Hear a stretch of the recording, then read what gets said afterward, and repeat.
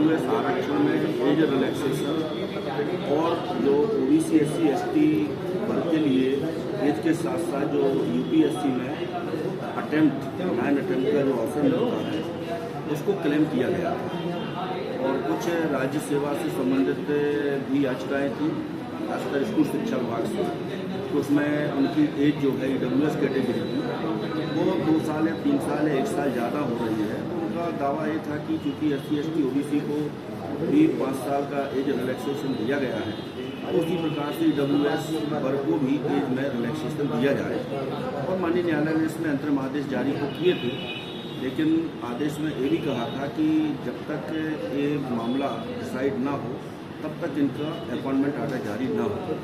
ठीक इसी प्रकार का एक मामला संघ लोक सेवा आयोग के कैंडिडेट ने फाइल किया था और उसमें भी यही मांग की थी कि संघ लोक सेवा आयोग में जो एज रिलैक्सेशन है एससी एसटी ओबीसी की भांति उनको दिया जाए और अटेम्प्ट में भी अवसर दिया जाए। तो समस्त याचिकाओं की सुनवाई फरवरी में हुई थी और इसमें माननीय सुप्रीम कोर्ट के वरिष्ठ अधिवक्ता कपिल सिब्बल का भी इसमें काफ़ी लंबा आर्गूमेंट किया था। और इसमें प्रमुख मांग यही थी कि जिस प्रकार से सेंट्रल और स्टेट में ओबीसी एससी एसटी को रिलैक्सेशन दिए गए हैं तो ईडब्ल्यूएस को भी दिया जाए, क्योंकि ओबीसी एससी एसटी का भी वर्टिकल रिजर्वेशन है और ईडब्ल्यूएस का भी वर्टिकल रिजर्वेशन है। ये उनका प्रमुख रूप से तर्क था। माननीय न्यायालय द्वारा इन समस्त प्रकरणों की विस्तृत सुनवाई करके फरवरी में रिजर्व कर लिए गए थे मामले। आज इसमें 44 पेज का आदेश आया है, विस्तृत फैसला आया है, जिसमें माननीय हाईकोर्ट की डिवीजन बेंच द्वारा भारत के संविधान में जो 103वां संशोधन किया गया है और 105वां संशोधन किया गया है, उन संशोधनों को रेखांकित किया गया है।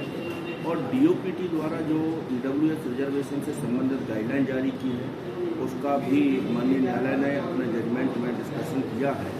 और माननीय न्यायालय द्वारा ये ऑब्जर्वेशन दिया गया है कि सेंट्रल और स्टेट दोनों में यदि रिजर्वेशन किसी वर्ग विशेष के लिए हो तो उसके पैरामीटर अलग अलग हो सकते हैं।